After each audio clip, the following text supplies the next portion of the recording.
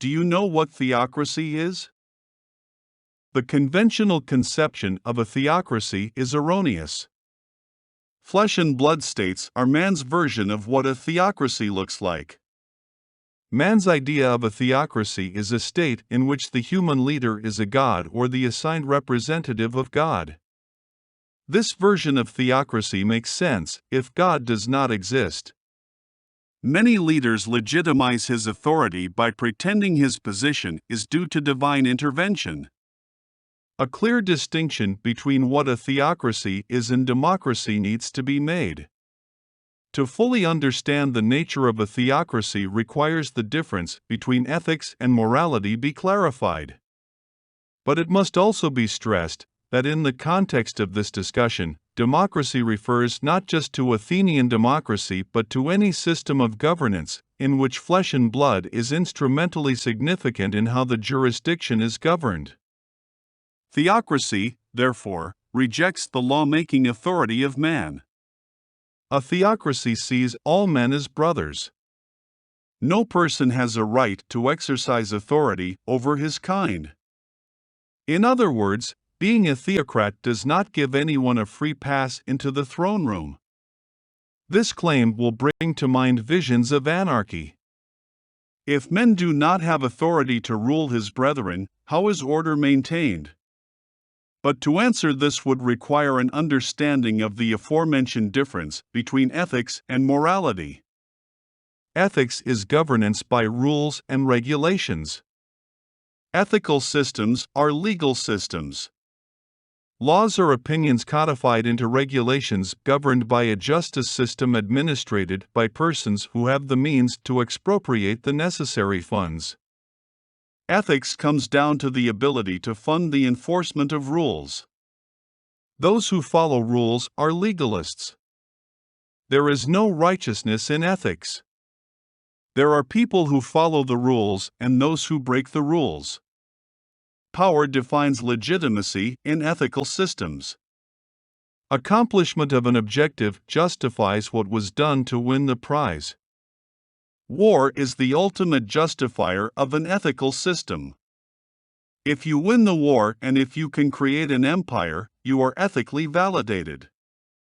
But this is precisely why theocracy is not compatible with ethical systems. But then ethical rulers view obedience and compliance of their subjects as the cardinal virtues. The identity of ethics is encapsulated in the dual doctrine of power. Might makes right and the end justifies the means. The ethical ruler is typified by the pedagogue. In Niccolò Machiavelli's The Prince, and also in Dale Carnegie's How to Make Friends and Influence People, success is measured by power. These are the ultimate book on ethics. Morality is a system in which the person is governed by ideas and concepts. There are many attempts made to define what is known of as a first-order principle or what Star Trek referred to as the prime directive. But in reality, all we can do is to attempt to live in a coherent way. The moral principles, do no wrong, requires a sense of wrong. But what is wrong? To do no wrong cannot be useful unless we know what is wrong, and this cannot be doing which does not coincide with the dictum unless it is the coherency between your life and your guidelines that matter. We must do that which is moral, and that which is moral is that which is not inconsistent. We do that which does not contradict the rest of what we believe. The interesting thing with this position is that we are not told murder is bad or lying is wrong. We are only told to live logically. A lie contradicts something we claim to be true. We become the measure of our own right and wrong, and yet it is not us but the claims we make. We create our own judgments against us by our statements. Interestingly, this is the same standards the police use to find a criminal.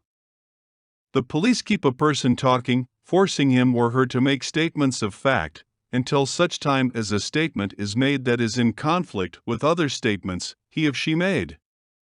Morality assumes there is order and truth, and our obligation is to find this order and live truthfully by it. Order has intrinsic value and worth and must be created. Truth is order. The moral order is just order. Morality is truth and morality is order. Chaos is evil and consists of that which cannot be reconciled. Value requires a value giver as order requires an orderer.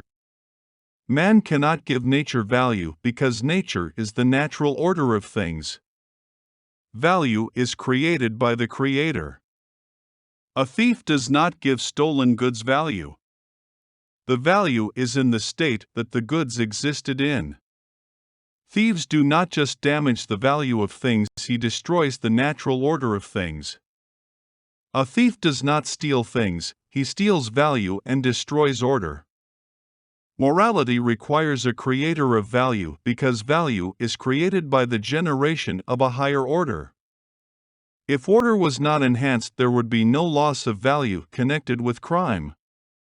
If there is no value lost, there is no crime. This might seem hypothetical, but if order was hypothetical, we could not condemn unjust laws nor call into question regimes that offend our moral sensibilities.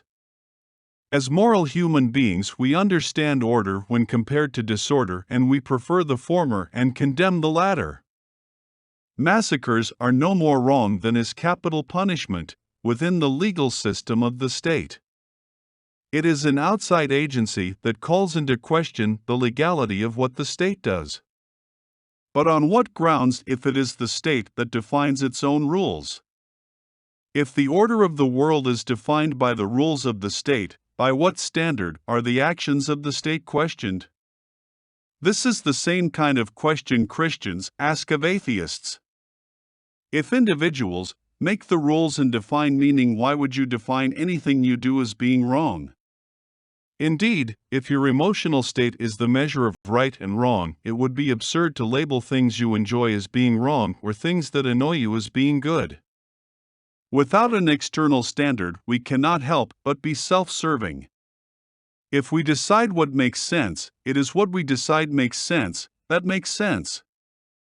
But the need for order imposes order on us.